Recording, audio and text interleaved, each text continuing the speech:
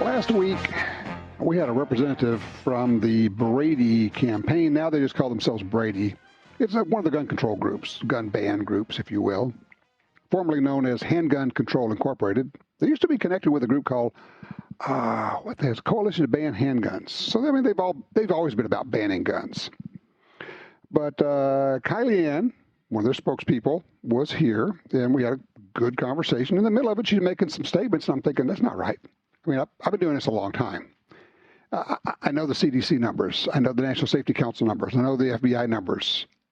I know what she's saying isn't right. But at a certain point, she's saying, well, 8 kids a day are being, injured or shot.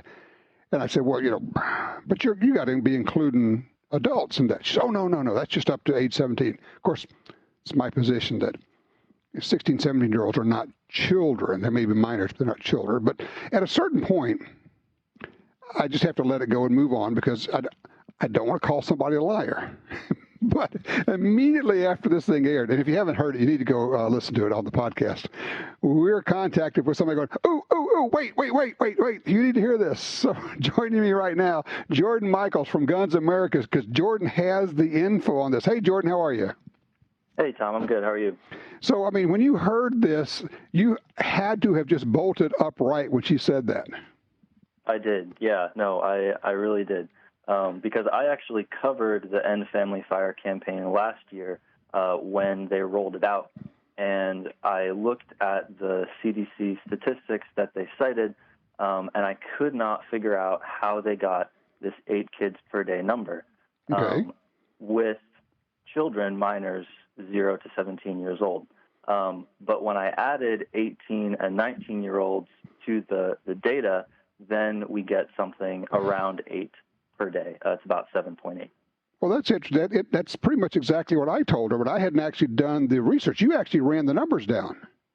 Yeah, I did. So when you include 18 and 19-year-olds, it's about 7.8 per day. When you don't include adults 18 and 19 years old, the number drops down to about 4.4.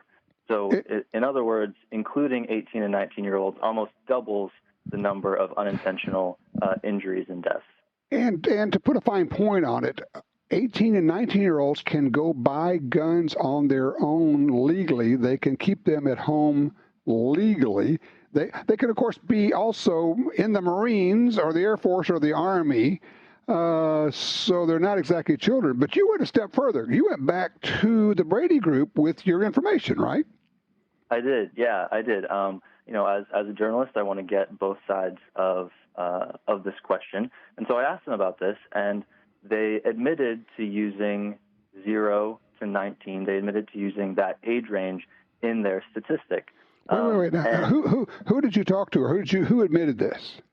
Sure. So I got a statement from Kylie Ann Hunter, the Brady rep, from the woman who told me they're only going up to 17. Last week she said they only go up to 17, but you heard back from her, from the same woman, and what'd she say? So I have the quote here. Can I just read it out? Yeah. Sure. So she said, quote, "We chose to include 18 and 19-year-olds in our statistic because the majority of them either still live with their parents or have access to their parents' homes. They may legally be able to purchase a firearm from a store, but if they have access to an unlocked and loaded gun in their parents' home, there's a greater risk of unintentional injury." Now, I still have access to my parents' home. So, I mean, maybe they should go all the way up to 28, right? Maybe they should go all the way up to 40. It was kind of confusing, this rationale for including 18 and 19-year-olds in their data. They probably thought, if challenged, they can say, well, teenagers, and people think of teenagers as youngsters, and they knew they couldn't go to 20, although that would bump it up even more. But what's fascinating to me is that she admitted to you that even though they're claiming it only goes to 17, but yeah, we actually are lying. We actually go up to 19. And then last week on the show here, when I said, that's got to be going above 17, she said, oh, no, that's just up to 17. So she just flat out lied on the show last week with us. Yeah. And I mean, even some of their materials, their promotional materials, say 0 to 17. So it's, I mean, I don't know what to tell you. In your experience in covering this, and I've been covering it a lot longer than you have, but I'd love to get your experience because you're, I would say, fairly new at it, but you've got, some track record.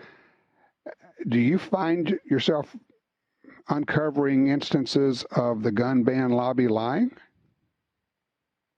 I mean, usually they don't admit it, right?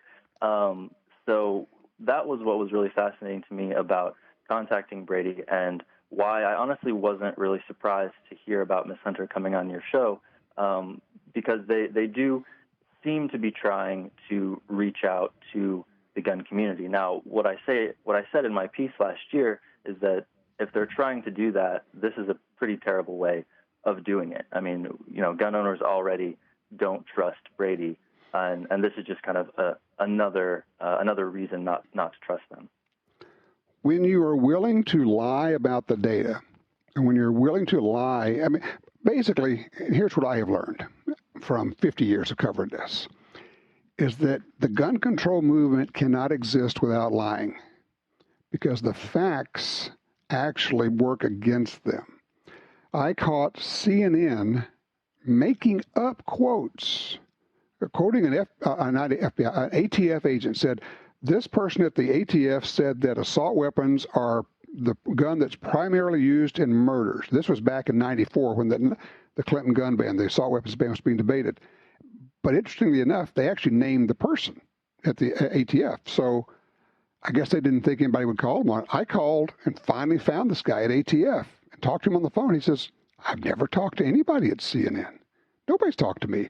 He said, and if they had talked to me, I would have told them that these guns almost never are used in murders. That would be the exact opposite of what they said. They just made it up. Yeah, and I think it's really important for gun owners when they see these statistics to really dig into them. I covered another story. It was also about this issue, unintentional kids getting unintentionally shot.